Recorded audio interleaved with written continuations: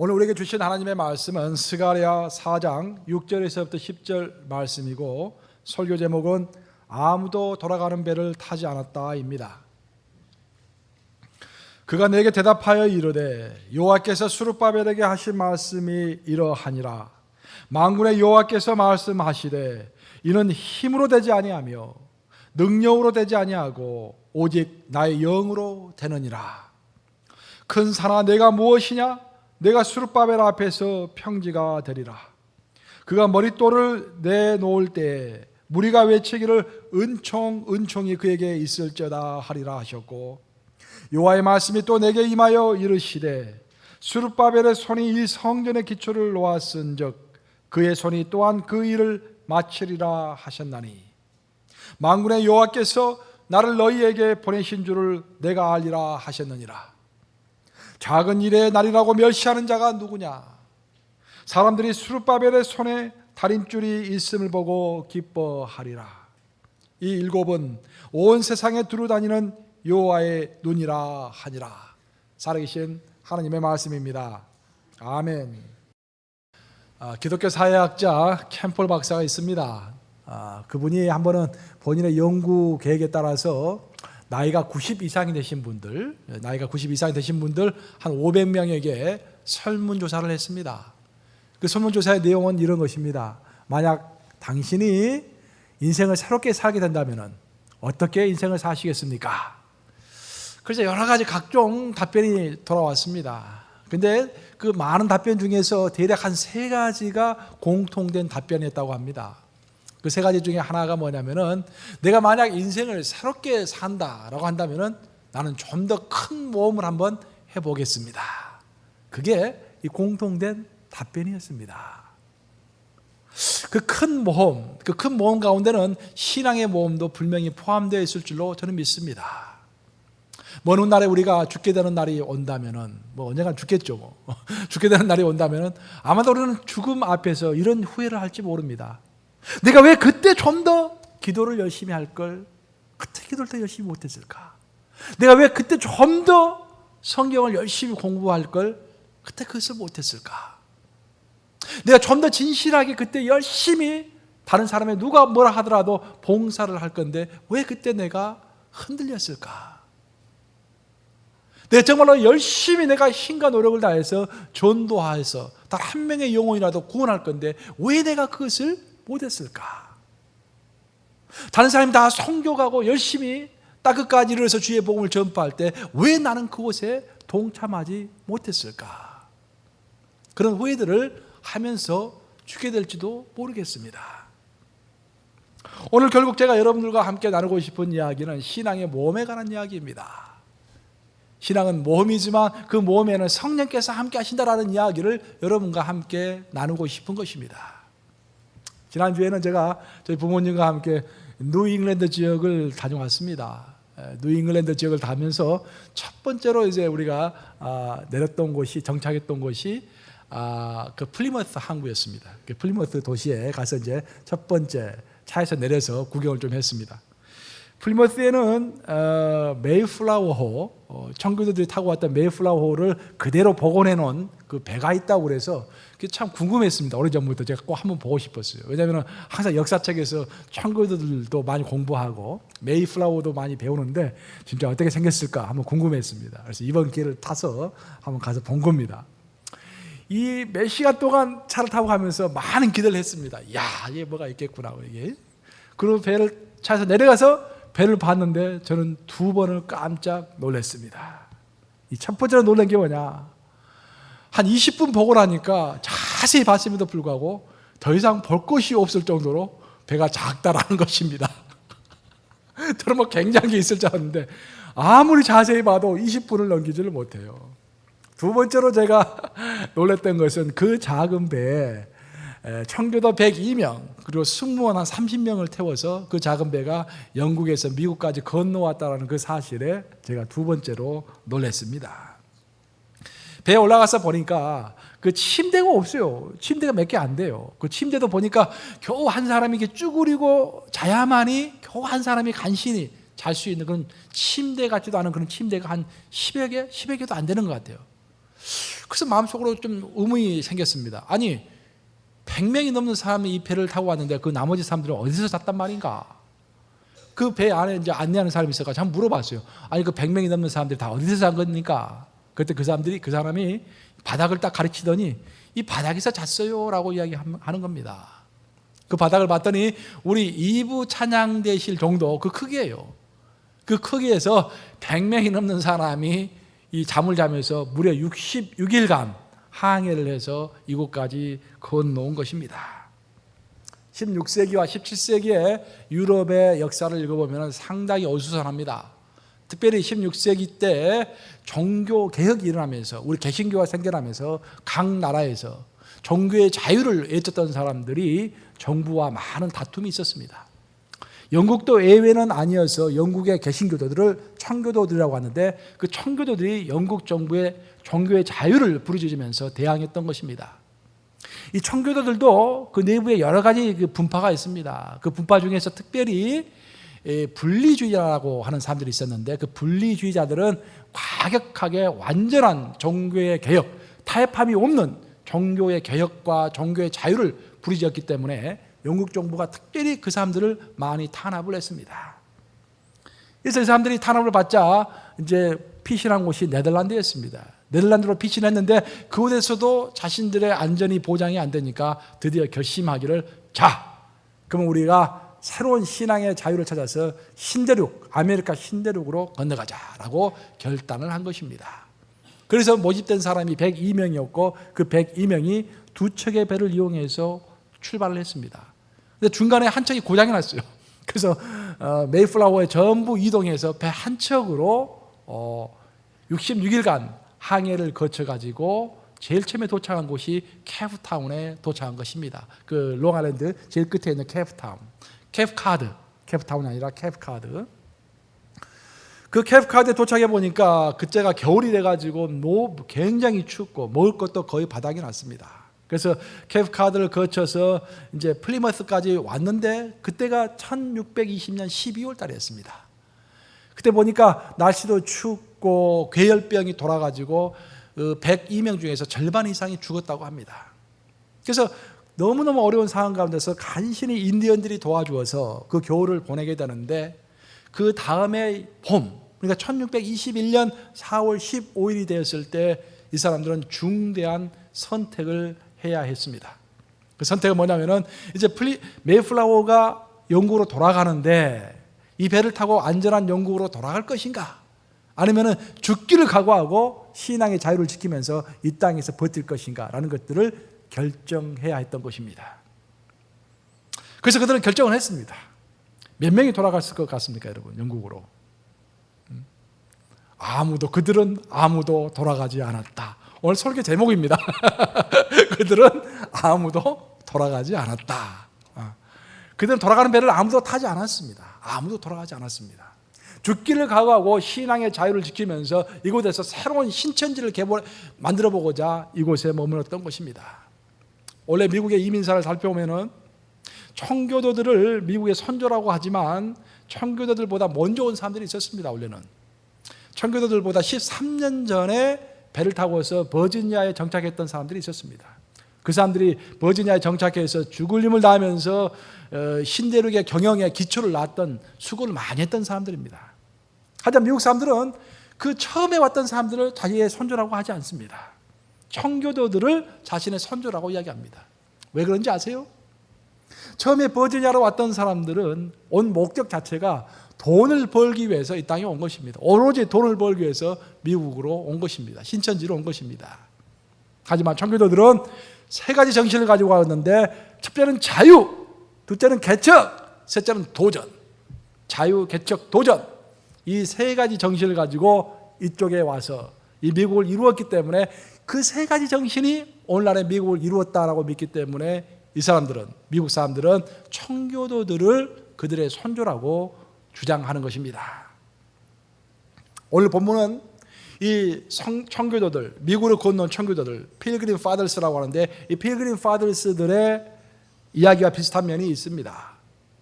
오늘의 본문을 보면은 수르바벨이 주인공인데 수르바벨은 유다가 무너져가지고 바벨론 포로로 끌려갔을 때, 바벨론 포로로 끌려가고 바사 제국의 포로가 됐을 때 풀려났던 그런 사람입니다. 그 사람과 함께 많은 사람들이, 수만 명의 사람들이 예루살렘으로 다시 귀환을 했는데, 그 스룹바벨에게는 어떤 열정이 하나 있었습니다. 그것은 뭐냐면은 제대로 된 신앙생활을 이제 한번 해보겠다라는 그런 열정이 있었다라는 것입니다. 이제 예루살렘에 와서 성전도 새롭게 짓고 정말로 포로 생활의 그 비참함을 잊지 않고서 하나님께서 말씀하시는 율법에 충실하면서 제대로 된 신앙생활을 한번 해봐야겠다라는 그런 열정이 있었던 것입니다. 필그림 파더스도 똑같아요. 필그림 파더스들, 청교도들도 이제는 신대륙에 가서 정말로 종교의 자주를 얻고서 제대로 된 신앙생활을 한번 해봐야겠다라는 그런 열정이 있었던 것입니다. 필그림 파더스와 귀환하는 유대 백성들의 공통된 점은 제대로 된 신앙생활에 관한 열망입니다. 이 열망이 중요한 것입니다.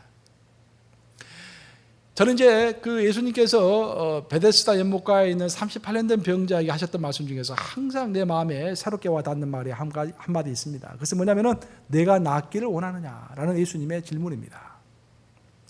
사실 베데스다 연못가에서 38년 된 병자는 당연히 낫기를 위해서 베데스다 연못가에 있었을 거 아닙니까? 베데스다 연못에 물이 한번 동할 때, 그때 내 몸을 한번 담그면은 내가 완전히 나을 것이다 라는 그런 생각을 가지고, 그런 기대를 가지고 베데스다 연못가에서 계속 맴돌았을 것입니다. 그런데 예수님께서는 그 베데스다 연못가에 있는 38년 된 병자에게 이런 질문을 하시는 것입니다. 내가 낫기를 원하느냐? 왜 이 질문을 하셨을까? 그것은 이 사람이 베데스다 연못가에서 38년 동안 기다리면서 처음에는 나음에 관한, 회복에 관한 열정이 있었지만 이제는 38년의 시간이 지나면서 몸은 베데스다 연못가에 있지만 그 마음속의 열정은 다 사라져버린 것입니다. 기대도 다 사라져버린 것입니다. 2000년 전에 베데스다 연못가에 있었던 38년 된 병자에게 너가 낫기를 원하시느냐라고 했던 그 질문이 바로 2000년 후에 예수님이 우리에게 하시는 질문입니다. 여러분 정말로 낫기를 원하십니까? 혹시 몸은 교회에 앉아있지만 10년, 20년, 30년 몸은 교회에서 앉아있지만 신앙의 연수가 10년, 20년, 30년 지나면서 겉은 신앙생활에 충만하지만 속은 혹시 열정을 다 잃어버리는 거 아닙니까? 비즈니스가 너무 바빠서 안 되고, 자식 문제 때문에 안 되고, 내 몸이 약해서 안 되고, 이것 때문에 안 되고, 저것 때문에 안 되고, 몸은 교회에 할 수 없이 앉아있지만 혹시 열정은 다 사라져버린 것이 아닙니까? 예수님 보시기에 베데스다 연못가에 있었던 38년 된 병자의 문제는 육체가 죽어가는 것이 문제가 아니라 그 마음속에 열정과 소망이 죽어가는 것이 문제였던 것입니다. 그것이 첫 번째 문제였어요. 그래서 예수님께서 베데스다 연못가에 있는 38년 된 병자에게 첫 번째로 하셨던 질문이 뭐다? 너가 낫기를 원하느냐? 정말이라는 말은 없지만 너가 정말로 낫기를 원하느냐? 그런 말이겠죠. 우리에게도 똑같아요.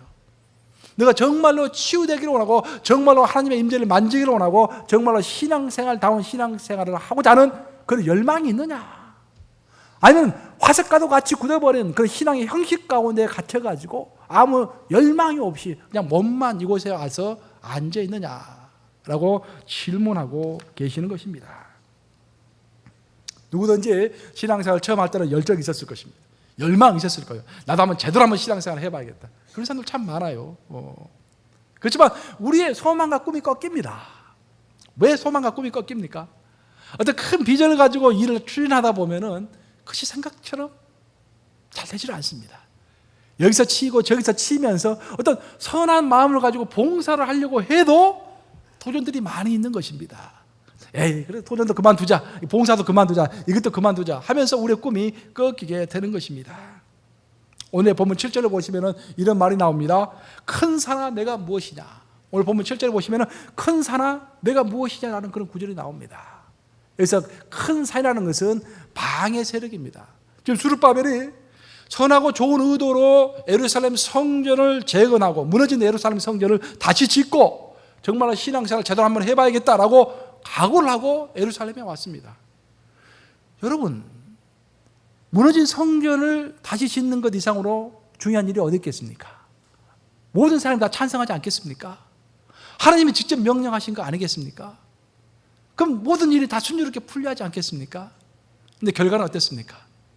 스룹바벨이 정말로 이 일은 누구도 반대하지 않을 것이다, 이 일은 모든 사람이 다 찬성할 것이다 라는 기대를 가지고 성전을 재건하기 시작했는데, 막상 일을 시작하니까 이 사람이 반대하고 저 사람이 반대하고 이것이 안 된다 저것이 안 된다, 너무도 힘이 들었던 것입니다. 그래서 일을 한 지 얼마 되지 않아서 두 손 다 들었어요, 스룹바벨이. 그리고 16년 동안 성전을 짓다가 맙니다. 16년 동안. 그리고 사람들, 백성들은 전부 다 처음에는 내 집을 짓기 전에 하나님의 집을 지어야 한다라고 자기 집을 짓지 않았어요. 먼저 하나님의 성전을 짓기 시작했어요. 그러다 좀 지나니까 의견 다툼이 생기면서 서로 싸우기 시작하고 이래서 안 되고 저래서 안 되고 하면서 에이 우리 집부터 짓자 하고 전부 다 손 놓고서 자기 집을 다 지었던 것입니다. 그리고 16년이 흘렀어요. 그래서 보다 못한 하나님께서 학개 선지자, 스가랴 선지자를 보내가지고 내 집을 빨리 완성하라 라고 명령하신 것이 바로 학개서가 되고 스가랴서가 된 것입니다. 오늘날 교회 생활도 마찬가지죠. 우리 신앙 사회생활도 마찬가지입니다. 요즘 그 댓글이라는, 악성 댓글이라는 것이 많지 않습니까? 보면 저는 깜짝깜짝 놀래요. 보면은 한국 사회도 그렇고 미국 사회도 그렇고, 특히 미국에 있는 한인들도 그렇고 한국 사회도 그렇고, 우리 한인들이 왜 그럴까? 조그만 실수를 용납하지 못하고 댓글을 악성 댓글을 막 달지 않습니까? 이런 것들이 좋은 의도와 좋은 일을 하려고 하는데도 반대가 많습니다. 이렇게 이리 치고 저리 치는 거예요. 그러면서 우리의 꿈이 꺾이는 것입니다. 하지만 이런 꿈이 꺾일 때 하나님께서는 스룹바벨에게 결코 꿈을 꺾지 마라, 그 산이 위험하지만 그 산을 정복해야 한다라고 이야기해 주는 내용이 오늘의 본문입니다. 제가 큰 산을 이야기했는데 큰 산이 위험한 이유가 뭔지 아십니까, 여러분? 신앙생활 할 때 큰 산이 위험한 것은 우리의 시야를 가리기 때문에 위험합니다.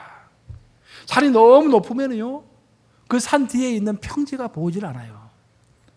산이 아무리 높아도 언젠가는 평지가 나올 것인데, 산이 너무 높아서 우리의 시야를 가려서 그 다음에 있을 평지가 보이질 않는 것입니다. 우리를 절망하게 만드는 것입니다.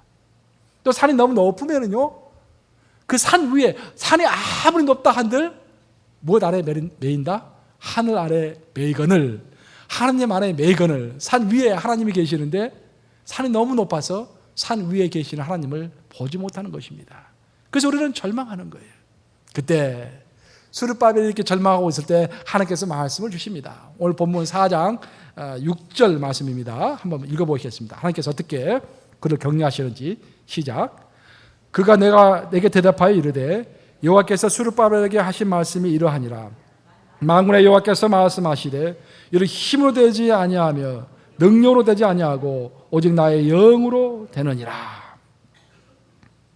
결국 하나님께서 스룹바벨에게 하신 말씀은 회복의 역사, 재건의 역사, 열정의 역사, 희망의 역사는 인간의 힘으로, 인간의 노력으로 되지 않을 수가 있고 오직 성령 하나님께서 하실 때만이 완성이 된다는 그런 이야기를 해주고 있는 것입니다. 우리가 인생을 살 때 신앙생활도 마찬가지고 사회생활도 마찬가지고 어떤 일들은 성령께서 도와주셔야만이 할 수 있는 일들이 있습니다. 왜냐하면 성령이 일을 되게 하시는 영이기 때문입니다. 그 이야기를 하고 있는 거예요. 성령께서 도와주셔야만이 할 수 있는 일이기 때문에 너무 낙담하지 말라는 것입니다. 너무 내 힘으로만 하려고 하지 말고, 너무 내 계획으로만 하려고 하지 말고, 너무 내 능력과 노력으로만 하려고 하지 말라는 것입니다. 어떤 일은 내가 아무리 노력해도 안 되고 아무리 힘을 써도 안 되고 오직 성령의 능력으로, 성령의 도우심으로 되는 일들이 있기 때문에 일이 안 되고 힘들 때는 성령의 능력을 바라보라, 그런 말인 것입니다. 우리 성령께서 우리와 함께 하실 때 아까 말했던 큰 산이 뭐가 됩니까? 평지가 됩니다. 그리고 성령께서 함께 하실 때 우리가 한번 기초석을 내려놓은 일들은 결국 완성이 됩니다. 그리고 우리 성령께서 함께 하실 때 시작은 미약하지만 결국 끝은 어떻게 됩니까? 창대하게 되는 것입니다. 결국 우리가 일을 하다가 안 될 때, 힘들 때, 내 힘에 부칠 때 결국 우리가 의지하면서 나가야 할 것이 성령인 것입니다. 필그림 파더스 102명이 신대륙으로 들어와서 절반 이상이 죽고 나머지 사람들이 거의 빈사 상태에 있을 때 그들에게 무슨 비전이 있었겠습니까? 무슨 꿈이 있었겠습니까? 저는 그런 생각을 했어요. 그 배를 보면서 그거 하나가 참 인상 깊더라고요. 이 좁은 데서 어떻게 사람들이 타고 왔을까? 어떤 심정으로 이들이 여기서 개척을 시작했을까? 102명 중에서 절반 이상이 다 죽어가고 먹을 것도 없는 상태에서 아무것도 없는 허벌판에서 어떤 심정으로 이곳에 남아있었을까? 어떤 기도를 했을까? 그들이 아마 그 상태에서 정말 의지할 수 있었던 것은 저는 두 가지라고 생각합니다. 첫 번째는 하나님께서 주신 말씀이라고 생각합니다. 어떤 하나님의 약속과 말씀을 붙잡고서 분명히 이곳 신대륙까지 왔을 것입니다. 그것이 없었다면 힘들었을 것입니다. 하나님께서 어떤 확신을 주셨을 것입니다. 말씀을 통해서 확신을 주셨을 것입니다. 두 번째로 그들이 믿었던 것은 성령을 믿었을 것입니다. 성령은 어디에서든지 어떤 상황 가운데서든지 우리가 물속 깊은 곳에 있다고 할지라도 하늘 높이 있다고 할지라도 성령께서는 함께 하시니 그 성령을 믿고서 이곳에 정착을 시작했을 것입니다. 우리 성령님께서 이렇게 우리를 도우실 때는 아까 제가 처음에 말했지만 항상 말씀을 통해서 우리의 믿음을 강화시켜 주십니다. 결국 오늘 본문도 자세히 읽어보면 스룹바벨에게 하나님께서 위로의 말씀을 해주시는 것입니다. 절망적인 상황에 있는 사람, 뭔가 좋은 일을 하려고 했는데 반대에 부딪혀서 너무 힘든 상황에 있는 스룹바벨에게 하나님께서는 하나님의 말씀을 주심으로, 약속의 말씀을 주심으로 그를 격려하고 다시 한번 일으켜 세우시는 것입니다. 결국 여기서 우리가 꼭 잊지 말아야 할 것은, 믿음이라는 것은 결국 하나님의 말씀을 들음에서 온다라는 것입니다. 한번 따라서 보시겠습니다. 믿음은 하나님의 말씀을 들음에서 온다. 결국 믿음은 하나님의 말씀을 들음에서 옵니다. 스룹바벨이 결국 16년 만에 다시 일어섭니다. 그리고 기어이 성전을 재건했겠습니까? 못했겠습니까? 재건합니다. 16년 동안 공사를 포기했을 때는 이것이 다시는 내가 세우지 못할 거라고 생각했을 거예요. 그렇죠? 근데 16년 만에 다시 일어섭니다. 무엇 때문에 일어섭니까? 오늘 스가랴를 통해서 성령께서 들려주신 말씀, 너가 한번 기초석을 놓은 일은 내가 완성하리라. 사람의 힘으로 되지 않냐고, 사람의 능력으로 되지 않는 일을 하나님의 영이 이룩하는 것이라.